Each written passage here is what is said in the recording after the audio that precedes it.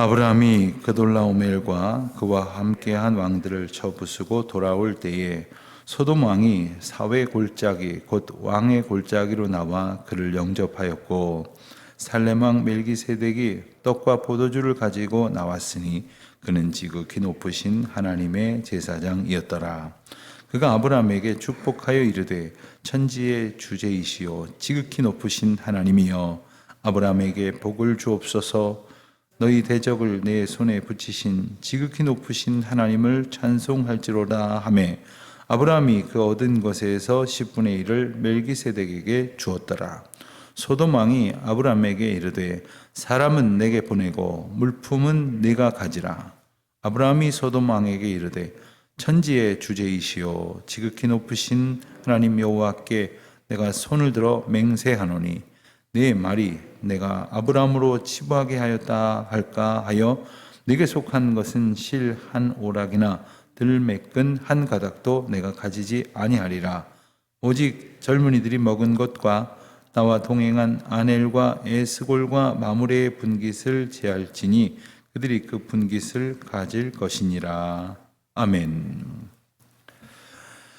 우리가 앞서 아브라함이 애굽에서 나오면서 받은 그 많은 소유를 기반으로 하여 또 하나님께서 풍성한 은혜를 더하여 주셔서 그들의 소유가 많아지게 되었다 하는 이야기를 보았습니다. 어느 정도로 많아졌느냐? 함께 기거하고 있었던 조카 롯과 같이 지낼 수 없을 만큼 그의 가솔들과 그리고 가솔들이 이제 부리는 그 짐승들과 부요가 많아졌다 했습니다. 그래서 어쩔 수 없이 그들은 나뉘어지기로 했고, 그 가운데에 아브라함은 롯에게 먼저 선택권을 주었습니다. 그래서 롯은 자기 눈에 보기에 좋은 것처럼 여겨지는 요단 동편 소알 땅, 소돔과 고모라 인근 지역을 택하였고, 또 반대로 아브라함은 서편 이제 헤브론 골짜기 쪽을 택하여 이제 그들은 떨어지게 되었습니다. 그러던 중에 얼마 지나지 않아서 롯이 기거하고 있던 곳에 큰 전쟁이 일어났습니다. 요단 동편 땅을 차지하고 있었던 큰 네 나라가 있었습니다. 시날, 엘라살, 그리고 엘람 네 왕국이 요단 서편 저지대가 되는데, 저지대에 있는 5개의 도시국가, 소돔과 고모라를 비롯한 5개의 도시국가를 징벌하고자 하는 큰 전쟁이 벌어졌습니다. 물론 국가의 단위가 오늘날과 같이 크다고 볼 수는 없겠습니다만, 어찌하였든 독립된 국가들, 도시국가들이 9개가 넷과 5으로 패를 지어서 큰 싸움을 벌이게 되었습니다. 한마디로 거대한 어떤 중동 전쟁의 어떤 또 하나의 모습이라 이렇게 말하지 않을 수 없습니다. 이렇게 네 나라가 5나라를 징벌하게 된 이유는 바로 그 네 나라 중에 한 나라인 엘람이라고 하는 나라가 그 지역의 패권을 차지하고 있었는데, 그 네 나라 중에 다른 3나라도 그랬을 것이라고 봅니다만은, 특별히 이 요단 서편에 있는 저지대에 있는 5나라가 이 엘람을 이렇게 잘 이렇게 따르는, 이렇게 그들을 이렇게 추종하는 그런 모습을 보이다가 이제 12해 정도 그렇게 시간을 보냈으나 그들을 배반해서 아마 이제 독립전쟁을 치르려는 그런 상황이 되었기 때문이라고 보여지게 되었을 무렵, 이제 엘람이 요다 동편에 있는 네 나라를 규합해서 전쟁을 벌이게 된 겁니다. 우리가 어제 본 대로 결과는 이 동쪽의 네 나라의 승리가 되었고, 그리고 저지대에 있었던 이 5도시 국가는 많은 것을 빼앗기고 패퇴하게 되었습니다. 그 가운데 특히 소돔 땅에 있었던 롯도 이 전쟁에 휘말려서 가지고 있었던 것을 다 빼앗기고 포로가 되어서 끌려가는 지경에 이르렀습니다.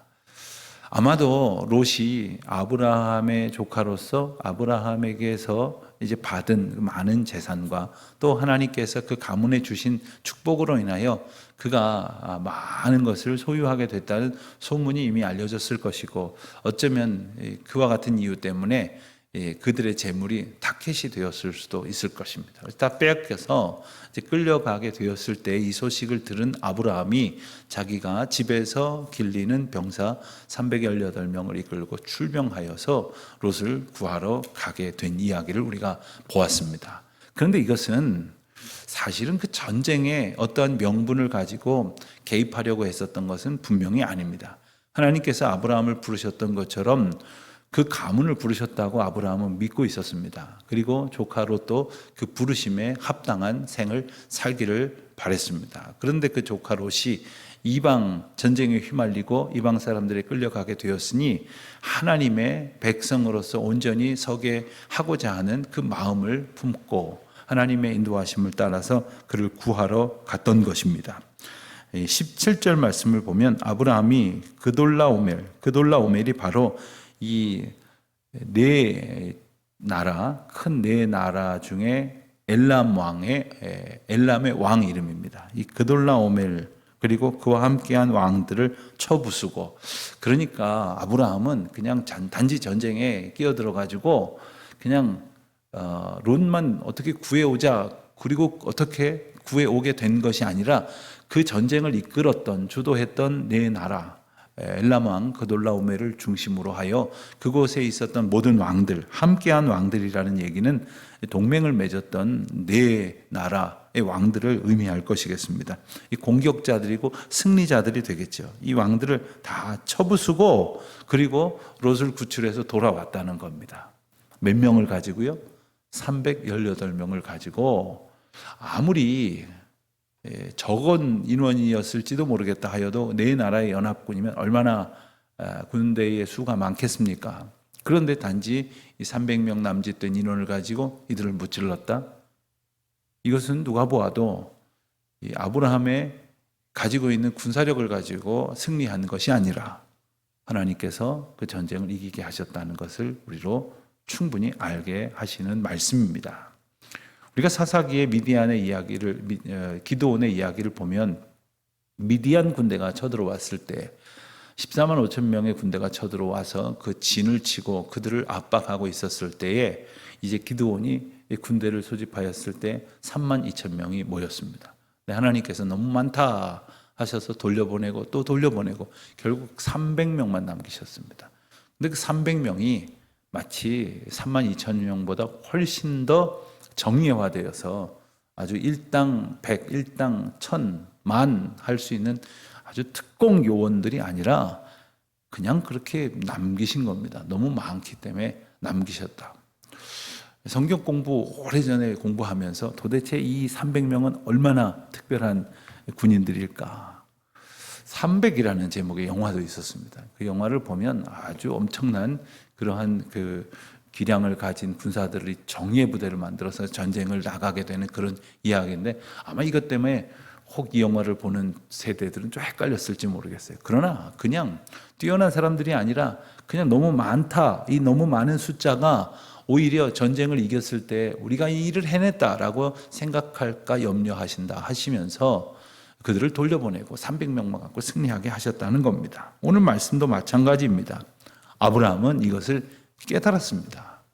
이전에 아브라함은 그 하나님의 전적인 주권을 다 알지 못해서 무한한 그러한 실수를 반복했고 참 어이없는 그러한 잘못도 저질렀을 때가 있습니다만은 그는 애굽을 나오면서 그리고 그 소유와 하나님의 축복이 크게 늘어나는 것을 경험하면서 그리고 롯과 이제 헤어졌지만 그가 하나님의 전적인 은혜 안에 살고 있음을 깨달으면서 이 모든 것이 하나님의 주권 가운데 있음이며 하나님께서 주시고자 한다면 주시지 않을 길이 없고 또한 하나님께서 주시지 않을 작정이시라면 얻을 방법이 없다 하는 것을 그는 분명히 깨달았습니다.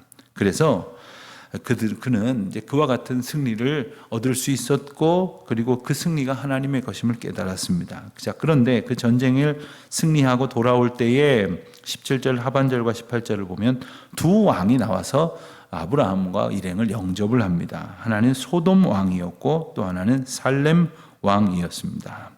그 소돔 왕은 바로 그 왕의 골짜기로 나와서 그를 영접했다고 그랬는데, 아마도 전쟁, 크고 작은 전쟁에 나갔다가 승전하고 돌아온 이들을 영접하는 그러한 관행이 있었던 모양입니다.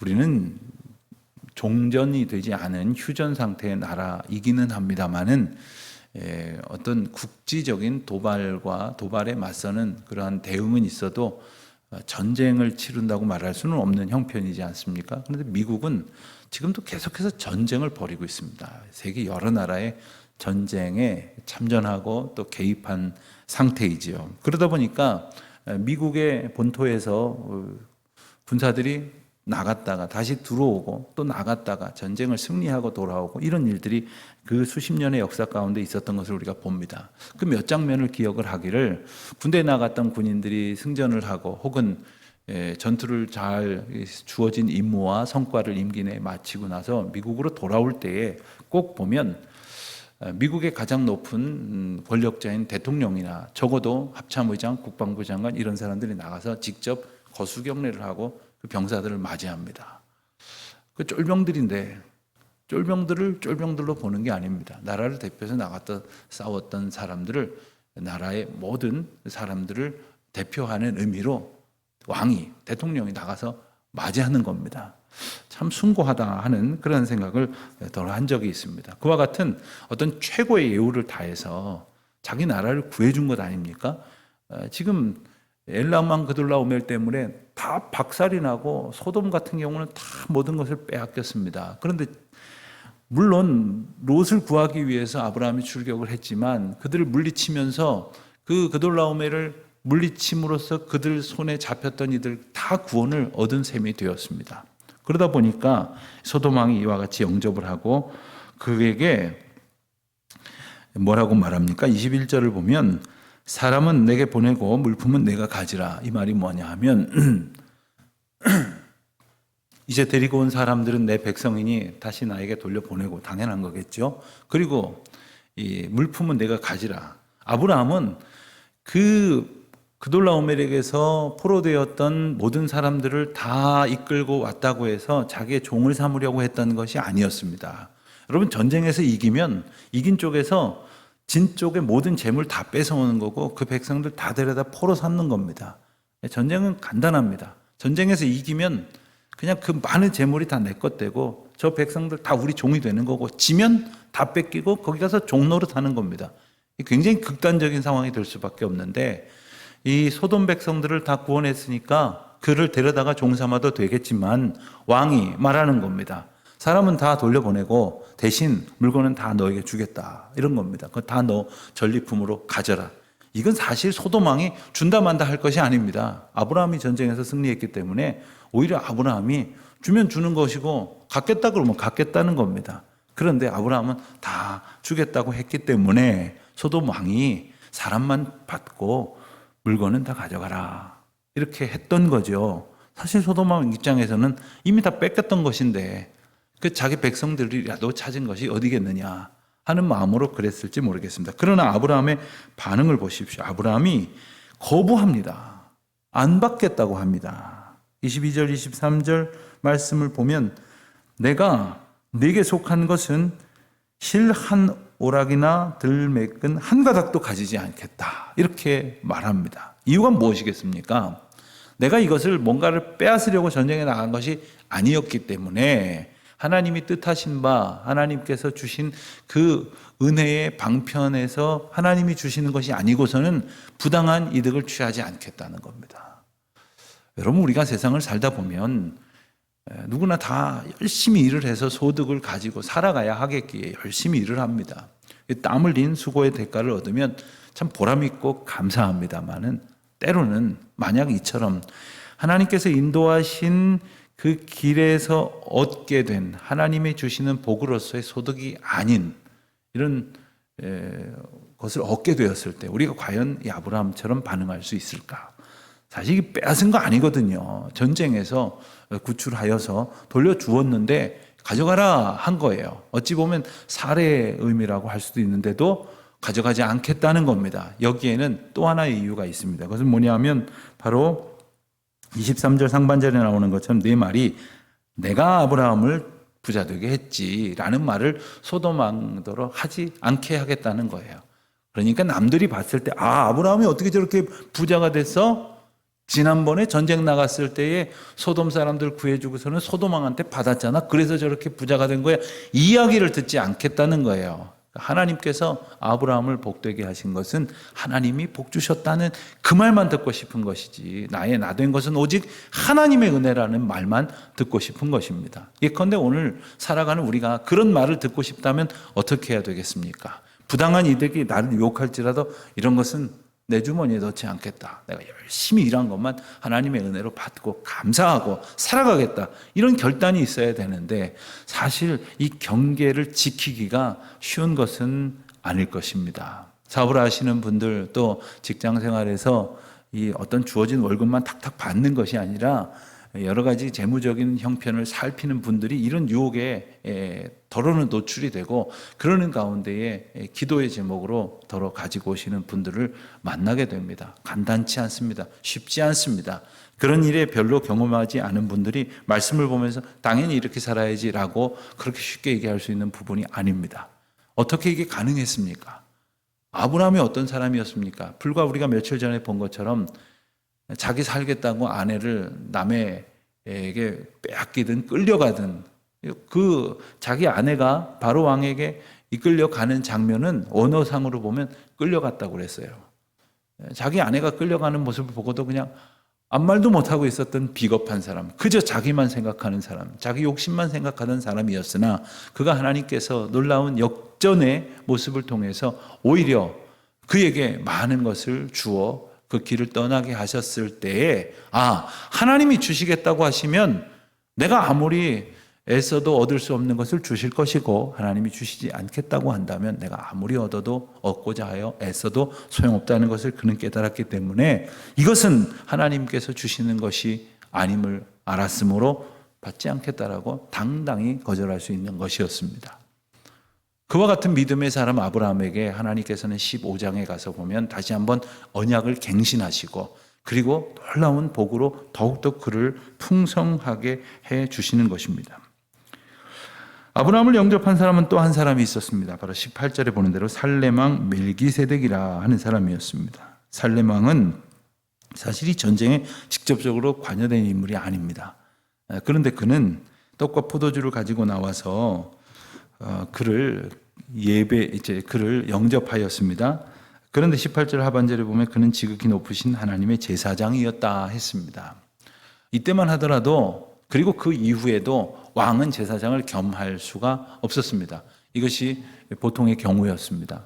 그런데 그가 왕이고 제사장이라는 이야기는 히브리서 말씀에서 우리가 시간이 없어서 찾지 못하겠습니다만은 설명해 주는 것처럼 하나님께서 주신 은혜의 제사장이며 또한 하나님께서 다스리시는 그 통치권을 부여받은 왕이신 예수 그리스도를 의미하는 표현이라고 할 수가 있겠습니다. 그가 하나님 앞에 경배합니다. 떡과 포도주를 가지고 와서 그에게 축복을 합니다. 그때에 아브라함이 20절 말씀을 보면 아브라함이 그 얻은 것에서 10분의 1을 멜기세덱에게 주었다 했습니다. 어떤 분들은 여기서 11조가 나왔구나. 그러니까 무조건 11조는 이런 식으로든지 저런 식으로든지 얻은 것의 열의 하나를 드려야 되는구나. 내 거 아깝기도 하지만 그래도 열의 하나는 드려야지 하나님께서 기뻐하시고 또 복을 주시겠구나. 이런 말도 안 되는 착각을 하기 쉬운 구절이 바로 이 구절입니다. 그러나 이 말씀은 그런 의미가 아닙니다. 이것은 아브라함이 차지한 것을 10개로 나누어서 그 중에 한 덩어리를 멜기세덱에게 나누는 전리품 분배의 과정이 아니라는 겁니다. 여기서 말하는 10분의 1은 단지 10개를 나누어서 9개는 내가 갖고 하나를 주었다라는 의미가 아니라 그 하나는 히브리 개념 속에 하나라는 것은 전체를 의미하는 것입니다. 예를 들어서 많은 사람들이 있지만 대표로 한 사람이 나와서 격려를 합니다. 그 군대에서 보면 지휘관에게 전체 연대를 대표한 연대장이 나와서 지휘관에게 격려를 하면 모든 사람들이 다 격려를 합니다. 모든 사람들이 다 그를 경의하는 것입니다. 경의를 표하는 것입니다. 10개 중에 하나를 드렸다고 하는 것은 이 전부 10개가 다 하나님의 것임을 고백하는 것입니다. 우리가 하나님 앞에 봉헌을 할 때 11조를 봉헌할 때도 마찬가지입니다. 내가 보러 왔으니까 하나님한테 나누는 게 아니에요. 하나님한테 일종의 세를 떼드리는 게 아니란 말이에요. 이건 어쩔 수 없이 내가 가질 수 없는 부분이니까 아깝지만 드린다. 이게 아니라는 거예요. 그렇게 생각하면 계속 우리는 계산합니다. 10분의 1보다 넘지는 않아야 되겠고, 모자르면 또 잘못될 것 같으니까 막 끝자리까지 세매가지고 세금 내듯이 바치는 게 아니라는 말이에요. 이 모든 것이 하나님의 것임을 고백하는 표로 그리고 드리는 거예요. 아브라함이 열의 9을 가지려고 하지 않았다는 것을 그가 소돔 왕에게 난 아무것도 갖지 않겠다, 하나님이 주시는 것만 받겠다 하고 전부 마다하는 것을 보면 분명히 알 수 있습니다. 그가 하나라도 더 갖겠다고 했으면 열의 하나는 주되 열의 9은 다 가졌을 것이고, 구체적인 케이스를 따라서 모든 사안에 마치 생선 살 발라내듯이 자기 것을 다 챙겨내려 했을 것입니다. 그러나 하나님께서 주시는 것은 주시는 분복대로 언제나 풍성하게 주시는 것이었기 때문에 지금 이것은 내가 무엇을 얻으려고 한 일이 아니라 하나님의 또 다른 약속받은 백성인 롯을 구원하시기 위해서 나를 사용하셨다는 것을 분명히 알아야 하는 것이죠. 우리가 하나님의 일을 감당하면서 때때로는 뭐 좀 떨어지는 거 없나? 뭐 좀 생기는 거 없나? 이런 생각하면서 살아가는 것은, 그것은 이 하나님의 큰 복을 받을 만한 사람의 합당한 것이 아닌 것이죠. 우리는 생각을 하기를 11조를 내면 복 받을 것이다 이렇게 생각을 하지만, 오늘 본문 말씀을 분명히 보면 살렘왕 멜기세덱이 그를 축복했을 때, 하나님께 축복했을 때에 그가 소득의 10분의 1을 멜기세덱에게 주었다고 했습니다. 내가 이거 바치면 하나님께서 30배, 60배, 100배로 어디서 읽은 것은 있어가지고 그렇게 또 나에게 더 주시겠지 하는 게 아니라는 거예요. 이 모든 것이 하나님의 것임을 고백하는 표로 드린 것이 바로 오늘 본문의 핵심인 것이죠. 오늘 우리가 하나님 앞에 그저 아까워하듯이 이거 내 건데 이거 조금 드려야 좀 마음이 찜찜하지 않으니까 시간도 물질도 드리자, 이거 내 거가 아니에요. 이 모든 것이 하나님의 것임을 하나님 앞에 감사하며, 하나님 오늘 하루의 이 모든 시간도 하나님의 것입니다. 내게 주신 이 모든 건강, 내게 주신 모든 하나님의 역량도 다 하나님의 것입니다. 주님을 위해 기쁘게 사용하는 우리 모두가 되게 하여 주십시오. 기도하는 우리 하루가 되시기를 주의 이름으로 축원드립니다. 기도하겠습니다. 하나님 아버지, 하나님이 주시는 은혜와 무한하신 복에 감사를 드립니다. 모든 것이 주님의 것이요 주님께로부터 왔음을 다시금 깨닫게 하시니 감사를 드립니다. 주님의 영광 가운데 오늘도 주님의 것을 주님의 것임으로 찬양하는 기쁨이 충만케 하여 주옵소서. 예수님의 이름으로 기도드립니다. 아멘.